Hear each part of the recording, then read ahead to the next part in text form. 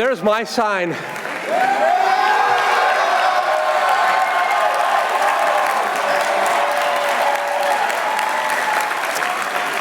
Welcome, welcome, welcome, friends and colleagues. I am humbled. I am deeply honored to be here today. Paul, thank you so much. It is fantastic to share this moment with all of you. To the brilliant class of 2024, congrats. Give yourselves a hand. I know how hard it is.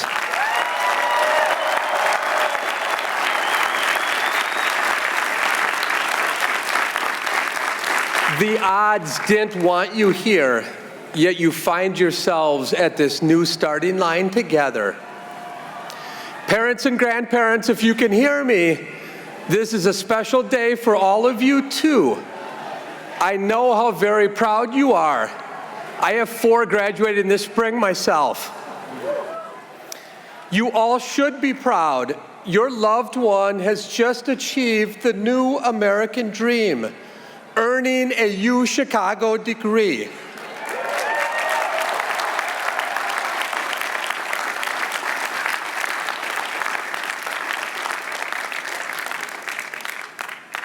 This week I was walking around campus and a proud grandpa approached me, and he's a UC alum, and he told me, quote, "A UChicago degree ain't no joke." Indeed, it's a ticket. It's a ticket that will open doors that are beyond approach for most. Parents and grandparents, you are equal partners in this achievement today. Thank you. Give them a hand, everyone.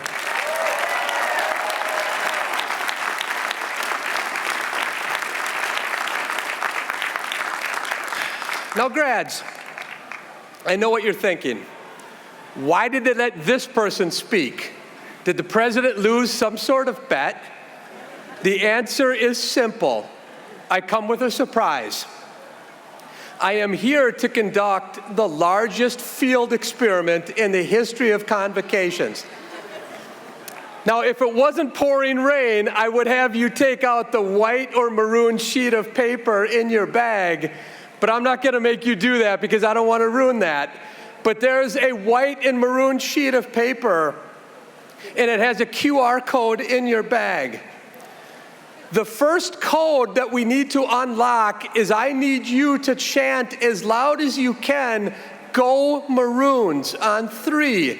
1, 2, 3. Proctors, was that loud enough to unlock it? It wasn't. Come on, gang, it's raining. On the count of 3, go Maroons. 1, 2, 3. You've unlocked the code. To complete the experiment sometime this weekend, not now, take a few minutes to play the game. It is for science. It will be an academic paper. I even have IRB approval. But my secret plan is to give all of you graduation gifts. Everyone who plays will win something to remember today. Now let's get down to business, my speech. I know I can be long-winded, but no fears. I promise to be shorter than a UChicago P-set. I've been an academic for 30 years. I can honestly say that you have experienced life like no other class I know. Just a few weeks ago, I was unsure if we would even be here today. We're here because of your leadership, Mr. President. Thank you.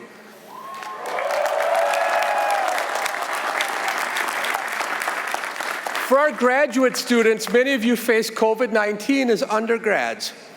For our undergrads, when you were seniors in high school, COVID-19 locked down our world. You ended high school in your bedrooms. Your graduations also happened on Zoom. You received your diplomas through rolled down car windows. For many of you, our relationship started 1,517 days ago. But who's counting, right? I delivered recruiting lectures to you on Zoom. After I helped to convince you not to attend your safety school, Harvard, You joined the UChicago family. Noah and Piper John, I apologize for that joke. When you joined us, that was weird too. We told you to come to campus, but when you arrived, your courses were online for the greater good of society. I taught many of you that first quarter, and I am sure no one in that class has forgotten the Zoom bombers. They broke through security that fateful Wednesday afternoon to let us all know about their statistically significant private parts. Now you are graduating. What will you do with your intellectual bounty? When I ask this question in my classes, or even chatting with you as I walk around this quad with John Nash, that's my dog, not my mathematician friend, most of you proudly say that you want to change the world. That's meritorious. We should always devote our time to goods greater than ourselves. But don't be duped into thinking that you can only change the world through a job. Non-job good deeds count on the scoreboard of life too. For every new inverse vaccine, there are tens of thousands who need a ride to the clinic. For every Slaughterhouse 5 that's written, there are millions of youngsters having trouble reading. Job and non-job matches go on and on. For you changemakers, I can't help but channel my inner professor and give one final lecture. Because as you all know, nothing says celebration like a supply and demand curve at a graduation ceremony. So what does it take to change the world? When you reach my age, you have met a lot of uber impactful people. I have learned that such people share 3 traits. I will call these the 3 little secrets to change the world. First, they are monomaniacal. To see this trait in action, I want to hearken back to my very first visit to the University of Chicago, back to the fall of 2002. I still remember the day my heart skipped a beat when I received an email invitation. The invitation was to give a lecture in the econ department here at the University of Chicago.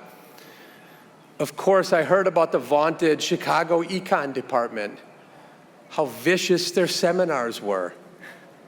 But I had the perfect paper, a field experiment on discrimination that I had presented at dozens of schools before.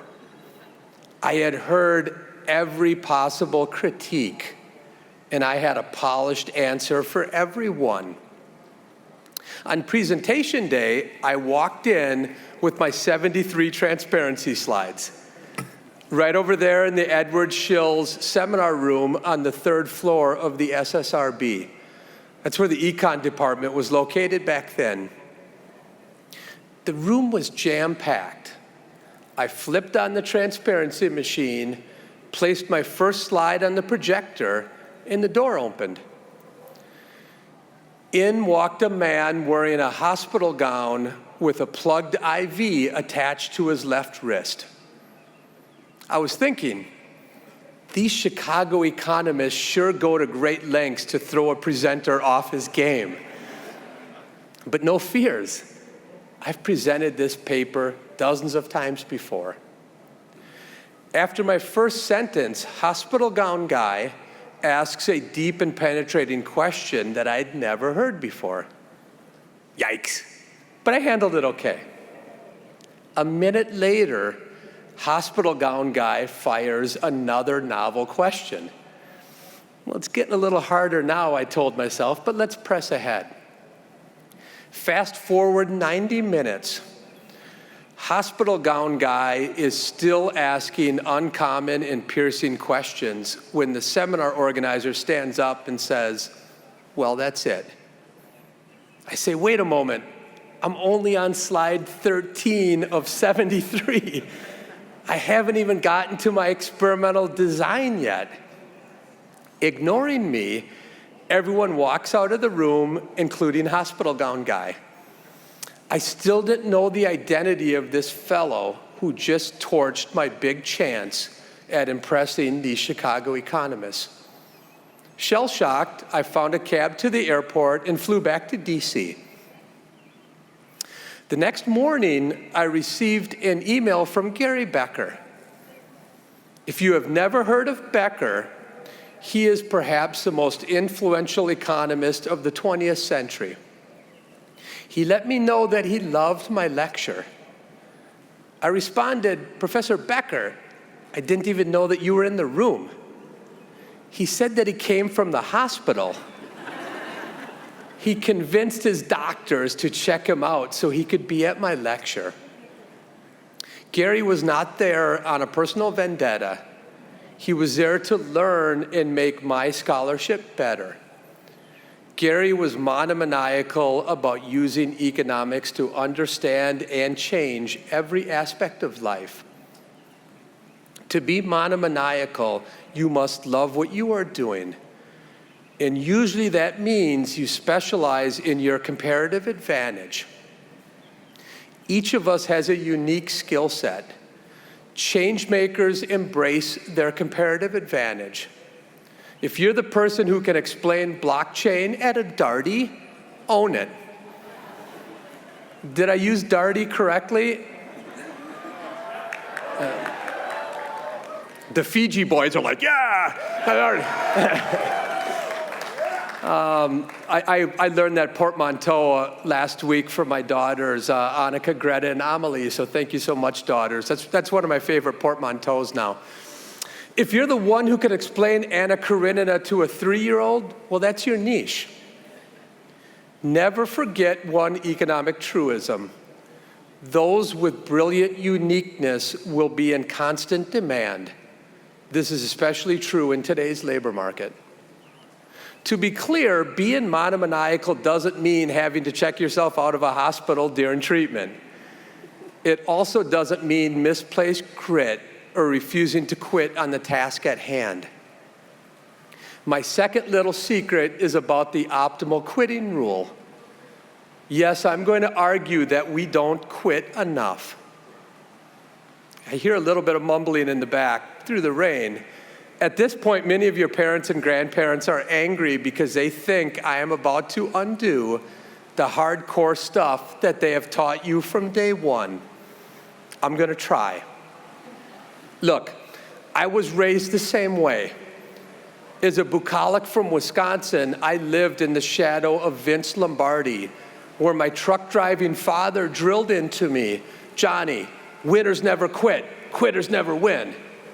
In fact, if you type the words quitting in inspirational quotes into Google, you will find enough posters to fill every museum in the world. We all know these slogans too well. Quitting is repugnant. Society has taught us that. That's society's problem. The other reason why we don't quit enough is our own problem. We have a cognitive bias that causes us to ignore the opportunity cost of time. Now, I understand that's a lot of economies, so let me explain with a quick example. In the past several years, I have conducted surveys of recent job quitters. I ask one simple question: why did you quit? A typical person starts with, I didn't get the pay raise I deserved. If they're younger, they say, I lost the meaning of work. Then they say, I didn't get along with coworkers anymore. Then it goes all the way down to, I just didn't like my cubicle. Few respondents, if any, ever say, my opportunity set got better. They don't say it because we tend to ignore our outside options until life gets soiled. Then we start looking around. I urge you, in good times and bad, to sample constantly and explore your opportunity set in life. Whether it's an idea, a job, an apartment, or even the city where you live. Optimal quitting is not about quitting on your overarching life goals. It is about quitting on methods that will never help you achieve those goals. Changemakers understand the optimal allocation of time and don't waste it drilling in a dry well. In the future, when considering a change, embrace the chance to pivot. This is a must in today's fast-paced world, when tomorrow someone else will surely introduce the idea that you would have had today. I get it. Quitting adds ambiguity. Uncertainty is uncomfortable. As you start your careers or look for a job today, don't stress it. At your age, a path rarely makes sense looking forward. But in the end, your path will make perfect sense looking backwards. That gets us to our third and final little secret. This one is the most important gift that UChicago has given you. You have learned how to think, not what to think. Every change maker has impeccable critical thinking skills. You have now learned the power of moving from abstract thought to identifying empirical building blocks to make your case. You have learned that as fast thinkers, we need to slow down. Think about it. Every push in society is to speed you up. Polarizers on social media and at large want us to speed up because then we become binary thinkers. We cater to their needs when we make complex issues binary. Don't supply what they demand. Don't be a binary thinker. Slow down. Be a UChicago thinker.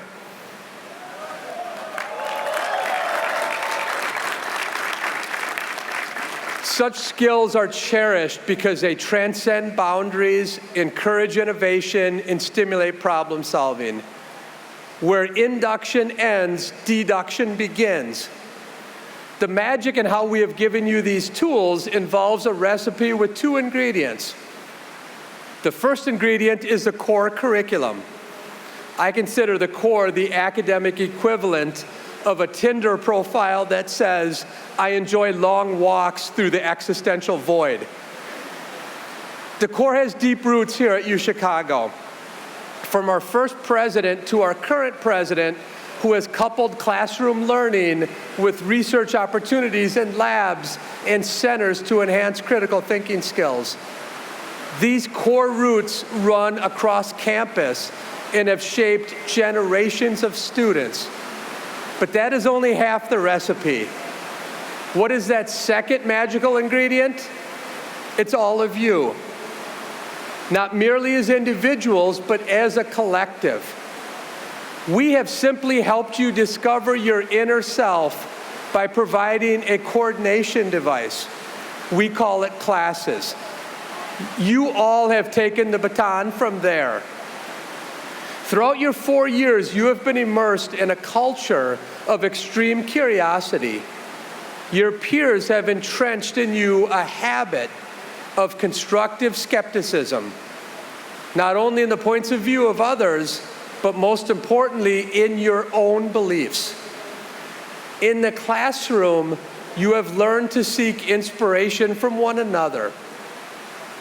Just to keep up, you've had to be constantly curious. I urge you to never lose that inner scientist that you have etched on each other's souls. In this world, we are usually celebrated for what we know.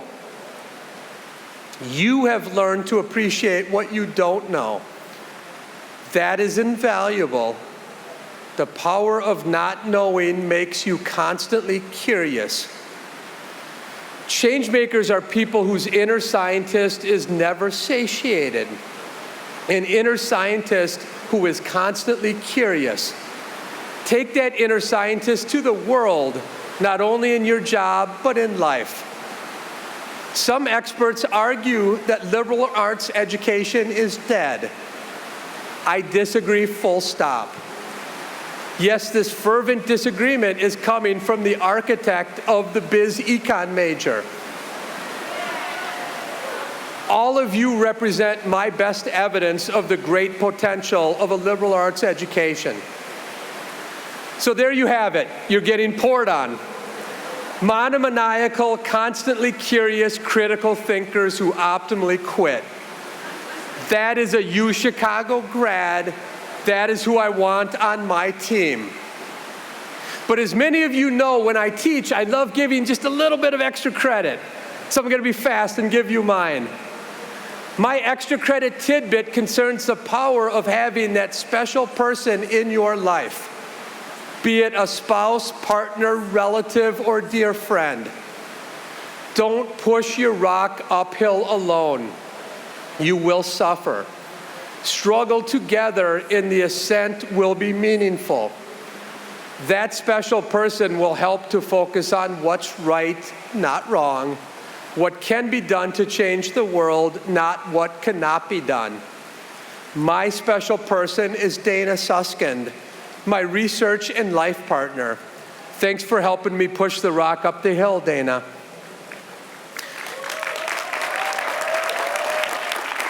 Enough about her, let's talk about you. In closing, congratulations, University of Chicago class of 2024.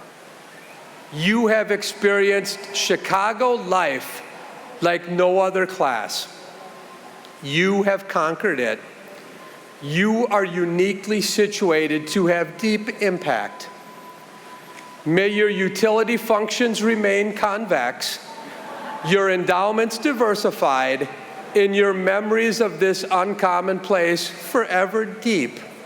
For me, few endeavors will be as satisfying as watching all of you change the world in your own brilliant, quirky, and beautiful way. Thank you so much for sticking this out.